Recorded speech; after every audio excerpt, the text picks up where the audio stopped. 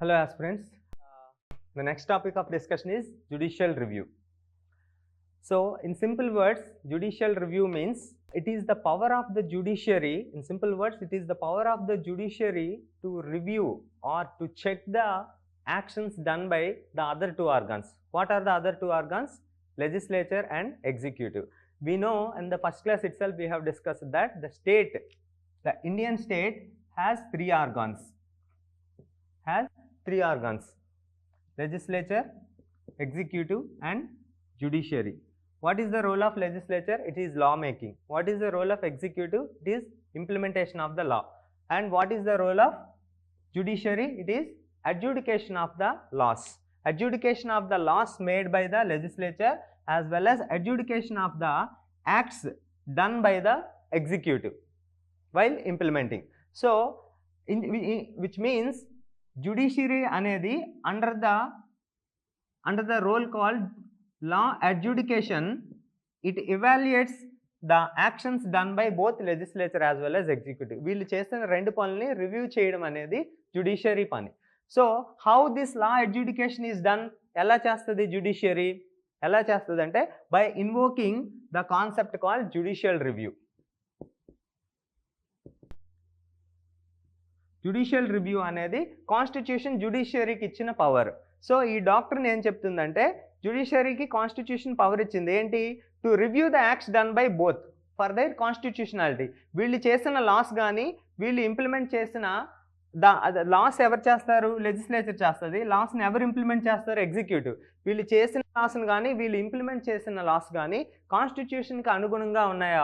Are they according to the constitution, in consonance with the constitution or not, will be checked and evaluated by whom? That is the judiciary. That process is called law adjudication, which is done through by invoking the concept called judicial review. In simple words, judicial review is the power of the judiciary to review the actions done by the legislature as well as executive. So how it is done, we'll see. And in the constitution there are two constitutional courts. So constitutional courts means they have the constituent power. Constituent power means only these courts have the power to invoke the doctrine called judicial review. Only those two courts can review the actions done by legislature as well as executive. What are those two courts in the country? One is the apex court called Supreme Court, and at the state level we have high courts. These two courts are called constitutional courts because they only can review the constitution. So they only have the power, and subordinate courts do not have the power to review this. Therefore, under judicial review, the Supreme Court, the power was given to Supreme Court under Article 32. So the High Courts got this power under Article 226. So in the Constitution, there is an Article 13 which talks about judicial review, the very concept of judicial review, which we have borrowed from the American Constitution, the USA Constitution. This concept of judicial review we have borrowed from the American Constitution. The Americans have come up with this concept in the 18th century. In the Marbury versus Madison case, the concept of judicial review was invented, or they have created this concept called judicial review in the USA, and we have adopted this concept. We have adapted and changed according to our needs. So according to this Article 13, our Constitution gave the power of judicial review to both Supreme Court as well as High Courts, and Supreme Court got this power under Article 32 and High Courts got this power under Article 226. Using this power of judicial review, if any of the fundamental rights of the citizens, which we have discussed already, there are 6 number of fundamental rights, and Article 32 is the most important of the fundamental rights called right to constitutional remedies. So this concept gives this article gives you certain writs.